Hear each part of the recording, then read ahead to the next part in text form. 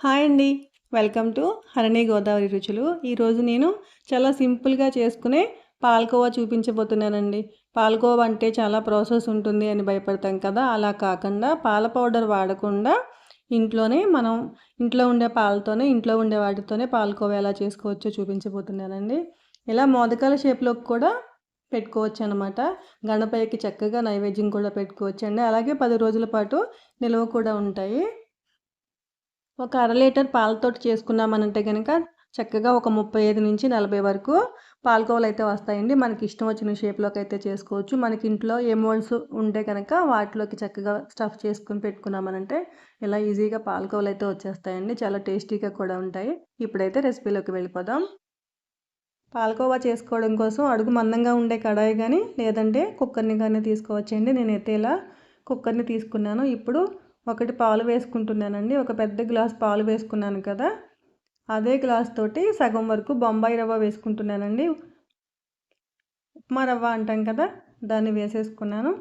అదే గ్లాస్ తోటి పావు వంతు నెయ్యి వేసుకుంటున్నానండి. నెయ్యిని కరిగించుకుని వేసేసుకున్న తర్వాత అదే గ్లాస్ తోటి 1.5 పంచదార కూడా వేసేసుకుంటున్నానండి. మనం ఏ గ్లాస్తో అయితే పాలు తీసుకున్నామో అదే గ్లాస్ కొలతగా పెట్టుకోవాలండి.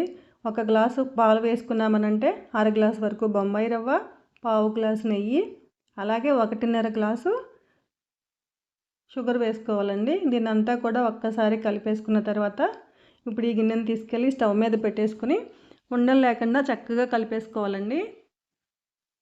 ఇప్పుడు ఇది ఉడకపట్టడం స్టార్ట్ అయిన తర్వాత గ్యాస్ని మీడియం ఫ్లేమ్లో పెట్టుకోవాలండి. పొంగొచ్చేస్తుంది కదా, మీడియం ఫ్లేమ్లో పెట్టుకొని దగ్గరికి వచ్చేంత వరకు కూడా ఉడికించుకోవాలి. ఈ పాలు దగ్గరికి రావడానికి అర లీటర్ పాలు పెట్టుకున్నాం కదా, ఈ అర లీటర్ పాలు దగ్గరికి రావడానికి 30-40 మినిట్స్ వరకు పడుతుందండి. ఇలా దగ్గరికి వచ్చేంత వరకు తిప్పుతూ ఉండాలి. ఒకవేళ ఎక్కడైనా అడుగు పట్టింది అని అంటే కనుక కలర్ చేంజ్ అయిపోతాయి కాబట్టి చక్కగా మధ్య మధ్యలో కలుపుకుంటూ ఉన్నామనంటే గ్యాస్ని లో టు మీడియం ఫ్లేమ్లోకి అడ్జస్ట్ చేసుకుంటూ కలుపుకుంటూ ఉన్నామంటే ఎక్కడ కూడా అడుగు పట్టకుండా ఉంటుందండి. ఇది ఇలా ఉడుకుతూ ఉన్నప్పుడే గ్యాస్ని సిమ్లో పెట్టేసుకుని ఒక పళ్ళానికి నెయ్యి రాసి పెట్టుకోవాలండి. అలాగే మనం కోవా కజ్జికాయలు చేసుకోవడానికి మోల్డ్ తీసుకుని దానికి కూడా కొంచెం ఆయిల్ రాసి పెట్టుకోవాలండి. అలాగే నేను మోదకాలు చేసుకోవడానికి కూడా మోల్డ్ తీసుకున్నాను. రెండుకి కూడా చక్కగా లోపల పక్కన నెయ్యి రాసేసుకుని పక్కన పెట్టుకున్నామనంటే మనం లోపల స్టవ్ పెట్టి నొక్కేటప్పుడు వాటికి అంటుకోకుండా చక్కగా వచ్చేస్తాయన్నమాట.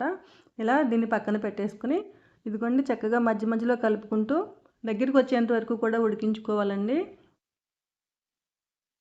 ఇలా కొంచెం తిక్కుగా వచ్చిన తర్వాత దీన్ని ఒక్కసారి పళ్ళెంలో వేసుకుని చెక్ చేసుకుంటే కనుక దగ్గరికి వచ్చిందో లేదో తెలుస్తుందన్నమాట. దీంట్లో నుంచి కొంచెం నెయ్యి రాసుకున్న పళ్ళెంలోకి వేసుకుని మనం చేతితోటి ఇలా ఉండ చేసుకున్నాము అని అంటే కనుక ఉండ ఫామ్ అవ్వాలండి.